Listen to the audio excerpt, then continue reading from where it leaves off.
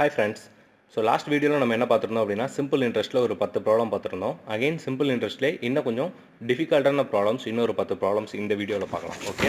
So இப்போ first problem பாருங்க. So problem number 1. A sum of money amounts to 9800 after 5 years and rupees 12005 after 8 years at the same rate அப்படினு கொடுத்திருக்காங்க. So இப்போ என்னன்னா 5 வருஷத்துல அவருக்கு 9800 ரூபாய் கிடைக்குது. 8 வருஷத்துல அவருக்கு 12005 ரூபாய் கிடைக்குது. ஸோ 12005 ரூபாய் minus 9800 is equal to 2205. So இது வந்து 3 இயர்ஸில் அவருக்கு எவ்வளோ சிம்பிள் இன்ட்ரெஸ்ட் கிடைக்குது அப்படின்னு சொல்கிறோம். ஸோ இப்போ 1 இயரில் அவருக்கு எவ்வளோ சிம்பிள் இன்ட்ரெஸ்ட் கிடைக்குன்னா 2205 டிவைடட் பை 3 போட்டிங்க அப்படின்னா 735 rupees. ஸோ 1 இயரில் அவருக்கு 735 rupees கிடைக்குது. ஸோ இப்போ என்ன கேட்டிருக்காங்க அப்படின்னா rate of interest per annum R value கேட்டிருக்காங்க. ஸோ இப்போ ஆர் வேல்யூ கண்டுபிடிக்கிறதுக்கு எனக்கு என்னெல்லாம் வேணும்னா சிம்பிள் இன்ட்ரெஸ்ட் வேணும், பிஎன்ஆர் டிவைடட் பை 100. ஸோ இந்த ஆர் வேல்யூ கண்டுபிடிக்கிறதுக்கு எனக்கு P value, N value, simple interest value ஏதாவது ஒரு இதில் ஒன்று 5 வருஷத்தில் வேணும், இல்லை 8 வருஷத்தில் வேணும். ஸோ இப்போ நான் 5 வருஷத்துலேயே கண்டுபிடிச்சிக்கிறேன். ஸோ 5 வருஷத்தில் கண்டுபிடிச்சேன் அப்படின்னா n = 5 years ஆயிரும். ஸோ பிரின்சிபல் அமௌண்ட் கண்டுபிடிச்சிட்டேன் அப்படின்னா சிம்பிள் இன்ட்ரெஸ்ட் தெரியும். ஸோ எவ்வளவு எனக்கு ஆர் அப்படின்னு தெரிச்சிடும். ஸோ 5 வருஷத்தில் அப்படின்னும் போது எனக்கு 1 இயரில் 735 rupees பிரின்சிபல் அமௌண்ட் கிடைக்கும். சரி, 1 இயரில் 735 rupees சிம்பிள் இன்ட்ரெஸ்ட் கிடைக்குது. ஸோ 5 இயர்ஸில் 5 into 735 rupees வந்து எனக்கு சிம்பிள் இன்ட்ரெஸ்ட் மட்டும் கிடைக்கும். ஸோ இங்கே நான் இதை எழுதிக்கலாம். 5 into 735 is equal to, so இப்போ பிரின்சிபல் அமௌண்ட் தெரியாது இல்லையா? ஸோ பிரின்சிபல் அமௌண்ட்டுக்கு நான் என்ன பண்ணுறேன், அவருக்கு 5 வருஷத்தில் 9800 rupees கிடைக்குது. ஸோ 5 வருஷத்தில் 9800 rupees கிடைக்குதுன்னா அந்த 5 வருஷத்துலேருந்து சிம்பிள் இன்ட்ரெஸ்ட்டை மட்டும் நான் மைனஸ் பண்ணிட்டேன் அப்படின்னா எனக்கு பிரின்சிபல் அமௌண்ட் கிடச்சிரும்.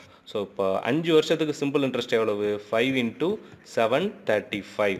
ஸோ இதை சால்வ் பண்ணீங்க அப்படின்னா பிரின்சிபல் அமௌண்ட் 6125 6125 வரும். ஸோ அதை நான் இங்கே சப்ஸ்டியூட் பண்ணுறேன். 6125 இன்ட்டு 5 வருஷம் 5 years into R divided by 100 அப்படின்னு சப்ஸ்டியூட் பண்ணுறேன். ஸோ இப்போது R equal to 5 into 735 into 100 divided by 6125 into 5 அப்படின்னு வரும். ஸோ 5 5s கேன்சல் ஆயிரும். ஸோ இப்போ நான் இதை ஒரு 5ஆல் மாற்றினேன்னா ஸோ 1 2 2 5. ஸோ இங்கே பார்த்தீங்கன்னா 1 4 7. ஸோ இப்போ 7ஆல் கேன்சல் பண்ணேன் அப்படின்னா இங்கே 21 வரும். ஸோ இங்கே 1 7 7 7s are 49, again 5 7s are 35, right. So இங்கே அகைன் 5ஆல் கேன்சல் பண்ணேன்னா 3 5, இங்கே 5ஆல் கேன்சல் பண்ணேன் அப்படின்னா 20. ஓகே. ஸோ இப்போது திருப்பி 7ஆல் கேன்சல் பண்ணேன்னா 3 7s are 21, 5 7s are 35. So 5ஆல் கேன்சல் பண்ணேன்னா 4. So 3 into 4 12%. So R equal to 12%. இப்போது ப்ராப்ளம் நம்பர் 2 வரலாம். What will be the ratio of simple interest earned by certain amount at the same interest rate for 6 years and that for 9 years. So PNR by 100 PNR by 100 தான் இதோட ratio கண்டுபிடிக்க போகிறோம். So first PNR by 100 divided by PNR by 100. So இந்த ratio எவ்வளோ வருது அப்படின்னு தான் கேட்குறாங்க. ஸோ ஃபஸ்ட்டு PNR by 100க்கு P எனக்கு தெரியாது, அப்படியே வச்சுக்கிறேன். 6 years கொடுத்துருக்காங்க. So 6 years. ஆர் வேல்யூ எனக்கு தெரியாது, ஆரை நான் அப்படியே வச்சுக்கிறேன். Divided by 100. செகண்ட் வேல்யூக்கு அகெயின் P எனக்கு தெரியாது, இயர்ஸ் 9 years கொடுத்துருக்காங்க, ஆர் எனக்கு தெரியாது. ஸோ அப்படியே வச்சுக்கிறேன் 100. ஸோ கேன்சல் பண்ணிங்கன்னா ஆர் கேன்சல் ஆயிரும், P கேன்சல் ஆயிரும். So equal to 6/9, maybe 2/3, right. So இதுதான் ரேஷியோ. அடுத்த ப்ராப்ளம் பாருங்கள். A person borrows rupees 5000 for 2 years at 4% per annum simple interest. So simple இன்ட்ரெஸ்ட்டில் 5000 rupees 2 வருஷத்துக்கு 4% எடுக்கிறாரு. He immediately lends it to another person. So அதே அமௌண்ட்டை அவர் என்ன பண்ணுறாரு, 6%க்கு 2 வருஷத்துக்கு இன்னொருத்தர்கிட்ட கொடுத்துட்றாரு. ஸோ 4%க்கு வாங்கி 6% கொடுக்குறாரு. ஸோ அவருக்கு எவ்வளோ லாபம்னா 2% லாபம். எவ்வளோ தான் கேட்டிருக்காங்க. ஃபைண்ட் ஹிஸ் கெயின் அப்படின்னா so gain equal to, so 4% வாங்கி 6% கொடுக்குறதுனால 2% தான் அவரோட கெயின். சிம்பிளாக PNR by 100 தான். 5000 into 2 years into 2% divided by 100 போட்டிங்கன்னா cancel ஆயிரும். So 50 into 200, 100 into 2, 200. So gain equal to 200 rupees. இந்த ப்ராப்ளமில் என்ன கொடுத்துருக்காங்க அப்படின்னா, how much simple interest can a person get on rupees 8,200 at 17.5% per annum for 2 years period. So ரொம்ப சிம்பிளாக தான் கொடுத்துருக்காங்க. Simple interest equal to P is 8,200 into 17.5% per annum into 2 years 6 months அப்படின்றத நான் என்ன பண்ணுறேன், 2.5 இயர்ஸ்னு எடுத்துக்கிறேன், இல்லை 5/2 இயர்ஸ்னு எடுத்துக்கிறேன். So 5 divided by 2 years divided by 100 எடுத்துக்கிறேன். ஸோ 5/2 அப்படின்றது 8,200 into 17.5 into 5 divided by 200. So numerical மட்டும்தான் இங்கே இருக்குது. ஸோ வேறு எதுவுமே இல்லை. ஸோ இங்கேயும் நான் 17.5 175 divided by 10 அப்படின்னு எழுதிக்கலாம். ஸோ 175 divided by 10 எழுதுனா 8,200 into 175 into 5 divided by 200 into 10 அப்படின்னு எழுதிக்கலாம். ஸோ இப்போ அந்த 10 நான் கேன்சல் பண்ணேன்னா 2 வந்துடும். ஸோ அதே மாதிரி இங்கே 5ஆல் கேன்சல் பண்ணேன்னா 3 5. ஸோ இங்கே 5ஆல் கேன்சல் பண்ணேன்னா 4 0. அகைன் இங்கே கேன்சல் பண்ணேன் அப்படின்னா so 8 5s are 40, 7 5s are 35. So இங்கே நான் திருப்பி 8ஆல் கேன்சல் பண்ண போகிறேன். 1 again 0 2 5, right? So 1025 into 7 divided by 2. So answer பார்த்தீங்கன்னா 3587.5 அப்படின்னு வரும். ஸோ இதுதான் சிம்பிள் இன்ட்ரெஸ்ட். ஸோ இங்கே ப்ராப்ளமில் எதுவுமே இல்லை, பட் இங்கே நியூமெரிக்கலாக நீங்கள் எப்படி சால்வ் பண்ண போகிறீங்க அதில் தான் ஆன்சர் வரப்போகுது. ஸோ இப்போது ப்ராப்ளம் நம்பர் 5 பார்க்க போகிறோம். In what time rupees 4,000 lent at 3% per annum on simple interest earn as much as interest as 5,000 will earn in 5 years. ஸோ என்ன கேட்டிருக்காங்க அப்படின்னா ரொம்ப சிம்பிளுங்க. ஸோ ஃபஸ்ட்டு 4,000 ரூபாய் ஒருத்தர் எடுத்துக்கிறாரு, 3% per annumக்கு சிம்பிள் இன்ட்ரெஸ்ட்டில் போடுறாரு. இன்னொருத்தர் என்ன பண்ணுறாரு, 5,000 ரூபாய் எடுத்துக்கிறாரு, 4% per annumக்கு 5 இயர்ஸில் கொடுக்குறாரு. ஸோ இப்போ எத்தனை வருஷத்தில் எனக்கு இது ரெண்டும் ஈக்குவலாக வரும்? ஸோ இந்த ஃபஸ்ட்டு அதாவது 4,000 ரூபாய் எடுத்துக்கிறாரு, 3% per annumல போடுறாரு. எத்தனை வருஷத்துக்கு போடணும் அப்படின்னா எனக்கு இங்கே 5,000 ரூபாயை 5 வருஷத்துக்கு 4% per annumல போடுறாரு. ஸோ இங்கே ஒரு வேல்யூ வரும் இல்லையா, இந்த வேல்யூ எத்தனை வருஷத்துக்கு போட்டால் இங்கே ஈக்குவல் ஆகும் அப்படின்னு கேட்டிருக்காங்க. ஸோ இங்கே நான் என்னென்ன வச்சுக்கிறேன், இந்த சிம்பிள் இன்ட்ரெஸ்ட்டை அப்படியே வச்சுக்கிறேன். ஸோ இங்கே 5,000 அப்படின்னு போட்டோம்னா இந்த 100 கேன்சல் ஆயிரும். ஸோ 3 zeros கேன்சல் ஆயிரும். Again 4 into 3 12 n equal to 25 into 4 அப்படின்னு எடுத்துக்கலாம். ஸோ இதை கேன்சல் பண்ணேன் அப்படின்னா 3ன்னு வரும். So n equal to 25 divided by 3. So இதை எப்படி எழுதிக்கலாம்னா 8 1/3 இயர்ஸ்னு எழுதிக்கலாம். Okay, equal to n. So என்ன பண்ணுறேன், 4,000 ரூபாய் அமௌண்ட் எடுத்து 3% ஆனுவல் இன்கமில் 8 1/3 இயர்ஸ் நான் இன்வெஸ்ட் பண்ணேன்னா எனக்கு இங்கே எவ்வளோ சிம்பிள் இன்ட்ரெஸ்ட் வருமோ அதே சிம்பிள் இன்ட்ரெஸ்ட் வரும். ஸோ அதான் ப்ராப்ளமில் கேட்டிருக்காங்க. ஸோ 6th ப்ராப்ளம் பாருங்கள். rupees 2,500 is divided into 2 parts such that one part be put out at 5% simple interest and the other part at 6%. So 2,500 ரூபாய் எடுத்து 2 பார்ட்டாக பிரிச்சுக்கிறாங்க. ஒரு பார்ட்டை 5%ல போடுறாங்க, இன்னொரு பார்ட்டை 6%ல போடுறாங்க. The yearly annual income may be rupees 140. How much was lent at 5%? So 5%க்கு அவர் எவ்வளோ கொடுத்துருக்காரு? ஸோ 5%ன்றதை நான் எக்ஸ்ன்னு எடுத்துக்கிறேன். ஸோ எக்ஸ் என்ன பண்ணுறாரு, ஃபஸ்ட்டு எக்ஸ் அந்த பிரின்சிபல் அமௌண்ட்டை 5% இன்ட்ரெஸ்ட்டில் எத்தனை வருஷத்துக்கு போடுறாரு அப்படின்னா இயர்லி ஆனுவல் இன்கம் அப்படின்னு கொடுத்துறாங்க. ஸோ ஒரு வருஷத்துக்கு போடுறாரு, டிவைடட் பை 100.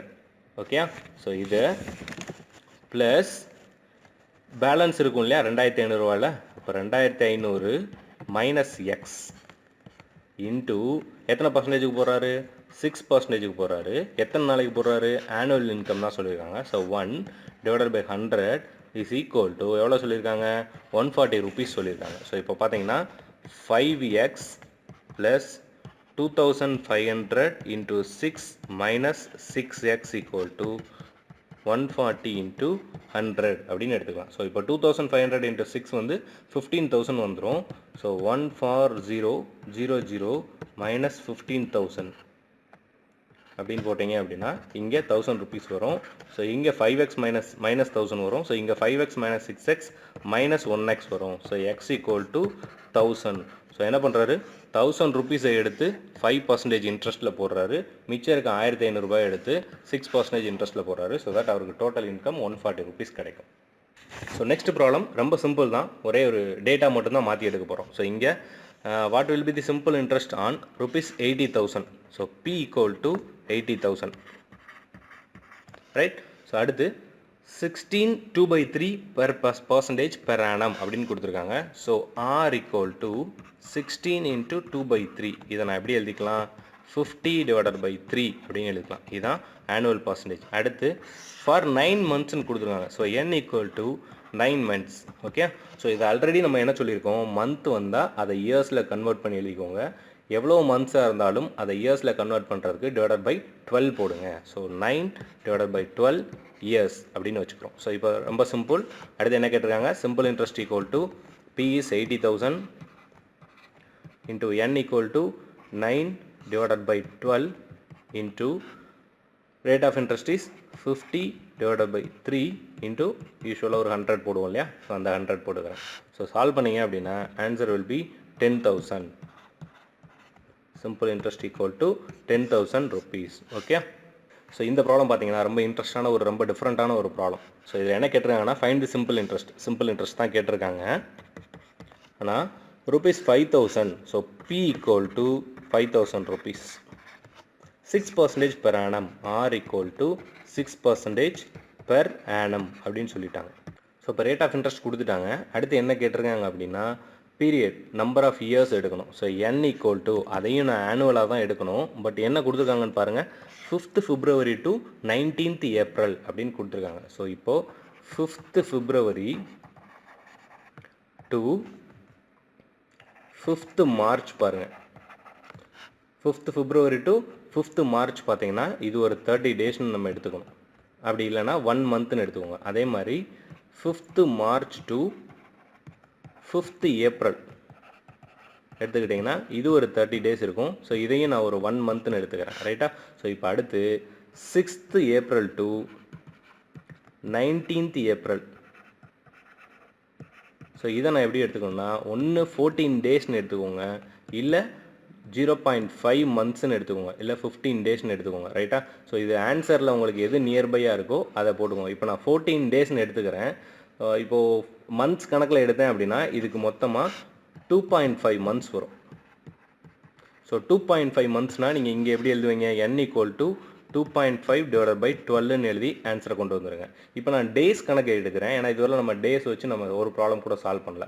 ஸோ என்ன பண்ணுறேன் இங்கே ஒரு 30 டேஸ், இங்கே ஒரு 30 டேஸ், இங்கே ஒரு 14 டேஸ், ஒரு 74 டேஸ் வருது. ஸோ மேபி என்னோட கால்குலேஷன் தப்பாக கூட இருக்கலாம். நீங்கள் எத்தனை டேஸ் வருது அப்படின்றத ரொம்ப கிளியராக போட்டுக்கோங்க. இப்போ 68 டேஸ் வருதுனாலும் எடுத்துக்கோங்க. ஸோ இப்போ மொத்தமாக 74 டேஸ் நான் சொல்லியிருக்கேன். ஸோ 74 டேஸை நான் இயருக்கு கன்வெர்ட் பண்ணோம் அப்படின்னா டிவைடட் பை 365 அப்படின்னு போட்டுக்கோங்க. ஸோ இப்போ என்ன சொல்லியிருக்காங்க சிம்பிள் இன்ட்ரெஸ்ட் கேட்டிருக்காங்க. So P equal to 5,000 into R equal to 6% into N is 74 divided by 365 into 100 அப்படின்னு எடுத்துக்கிறேன். ஸோ ஆன்சர் பார்த்தீங்கன்னா 60.82 வரும். Simple interest equal to 60.82. Okay. இப்போ 9th ப்ராப்ளம் பாருங்கள். At what rate of percentage per annum will a sum of money double in 8 years. ஸோ என்ன கேட்டிருக்காங்க அப்படின்னா இப்போ நான் பிரின்சிபல் அமௌண்ட்டாக ஒரு 3000 ரூபா கொடுக்குறேன். 3,000 rupees இன்வெஸ்ட் பண்ணுறேன். 8 வருஷம் இன்வெஸ்ட் பண்ணும்போது எனக்கு இந்த அமௌண்ட்டு ஆனுவல் அமௌண்ட் வந்து டபுள் ஆகணும், 6,000 rupees வரணும். அப்போனா என்ன மீனிங்கு சிம்பிள் இன்ட்ரெஸ்ட் வந்து 3,000 இருக்குதுன்னு அர்த்தம். ஸோ இங்கே simple interest equal to principal அப்படின்னு மாறுறோம். இங்கேயும் 3,000 தான் வருது, நான் இன்வெஸ்ட் பண்ணதும் 3,000 தான் வருது. அதை தான் இப்படி இன்டெரக்டாக கொடுத்துருக்காங்க. ஸோ கிவன் டேட்டாவே நான் என்ன எழுதுறணும் simple interest equal to principal அப்படின்னு எடுத்துக்கிறேன். ஸோ எத்தனை வருஷம் கொடுத்துருக்காங்க N equal to 8 yearsன்னு கொடுத்துருக்காங்க. ஸோ என்ன கேட்டிருக்காங்கன்னா ரேட் ஆஃப் பர்சன்டேஜ் கேட்டிருக்காங்க. So simple interest equal to P into N is 8 into R divided by 100. இப்போது சிம்பிள் இன்ட்ரெஸ்ட்டும் 3000 ரூபா தான். சிம்பிள் இன்ட்ரெஸ்ட்டும் பிரின்சிபலும் சேம் அமௌண்ட்டு தான். ஸோ என்ன பண்ணுறேன் இதை அப்படியே நான் Pன்னு எழுதிக்கிறேன். P equal to P into 8 into R divided by 100. So இது எப்படி எழுதிக்கலாம்? 100P equal to P8R. So இந்த Pயும் கேன்சல் ஆயிரும். So 8R equal to 100. அப்போ R equal to 100 divided by 8 which is equal to 12.5%. Okay. So இந்த வீடியோவோட last some பாருங்கள். What annual installment will discharge a debit of rupees 1180 due in 2 years at 12% simple interest? So இங்கே ரொம்ப முக்கியமான விஷயம் என்னென்னா annual instalment அப்படின்னு கொடுத்துருக்காங்க. ஸோ அவர் வந்து பிரின்சிபலை வந்து ஒரே தடவையாக இன்வெஸ்ட் பண்ணலை. ஸோ ஒவ்வொரு வருஷமும் இன்வெஸ்ட் பண்ணுறாரு. விச் மீன்ஸ் ஃபஸ்ட்டு வருஷம் இயர் 1 ஃபஸ்ட் இயர் ஒரு அமௌண்ட்டை இன்வெஸ்ட் பண்ணுறாரு. அந்த அமௌண்ட்டை நான் எக்ஸ்ன்னு வச்சுக்கிறேன். ஸோ ஃபஸ்ட் இயரில் எக்ஸுன்ற அமௌண்ட்டை இன்வெஸ்ட் பண்ணுறாரு. இப்போ ஃபஸ்ட் இயரில் இன்வெஸ்ட் பண்ண அமௌண்ட்டு எத்தனை வருஷத்துக்கு சிம்பிள் இன்ட்ரெஸ்ட்டில் இருக்குன்னா ஃபஸ்ட் இயர் செகண்ட் இயர், ஏன்னா மொத்தம் 2 இயர்ஸ் தான் கொடுத்துருக்காங்க. ஸோ 2 வருஷத்துக்கு இந்த எக்ஸுன்ற அமௌண்ட்டு வந்து சிம்பிள் இன்ட்ரெஸ்ட்டுக்காக கால்குலேட் ஆகும். ஓகே. ஸோ இப்போது இந்த எக்ஸ் அமௌண்ட்டுக்காக சிம்பிள் இன்ட்ரெஸ்ட் கால்குலேட் பண்ணோன்னா x P into N is 2 years into 12% divided by 100. ஸோ இதுதான் ஃபஸ்ட் இயருக்கு. இப்போ அதே மாதிரி செகண்ட் இயருக்கு எடுத்துக்கிறேன். ஸோ செகண்ட் இயரில் என்ன பண்ணுறாரு, அவர் இன்னொரு அமௌண்ட் ஆஃப் எக்ஸ் அப்படின்னு ஆட் பண்ணுறாரு. எக்ஸு இப்போ 2வது வருஷம் ஒரு எக்ஸ்ன்னு அமௌண்ட் ஆட் பண்ணுறாரு. ஸோ இந்த 2வது ஆட் பண்ண அந்த எக்ஸ் அமௌண்ட்டு எத்தனை வருஷம் சிம்பிள் இன்ட்ரெஸ்ட் கிடைக்குன்னா ஒரே ஒரு வருஷம் தான் கிடைக்கும். ஸோ அதனால் X into 1 year into 12% divided by 100. Okay. So இப்போ இது ரெண்டும் சேர்ந்து அவருக்கு எவ்வளோ கிடைக்குது அப்படின்னா 1180 ரூபா கிடைக்குது. ஸோ இது ரெண்டையும் ஆட் பண்ணுறேன். எக்ஸ் ப்ளஸ், ஸோ இதை 24xன்னு எழுதிக்கிறேன். 24x divided by 100 plus again இந்த எக்ஸு ப்ளஸ் இதை 12xன்னு எழுதிக்கிறேன்.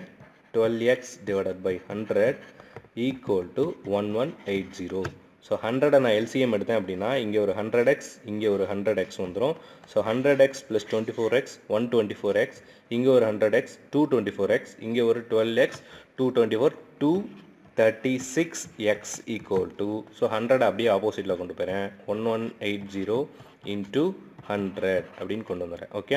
ஸோ இப்போது x equal to 118000 divided by 236 அப்படியே நான் மல்டிப்ளை பண்ணேன் அப்படின்னா 236 இன்ட்டு 5 எவ்வளோ வரும்?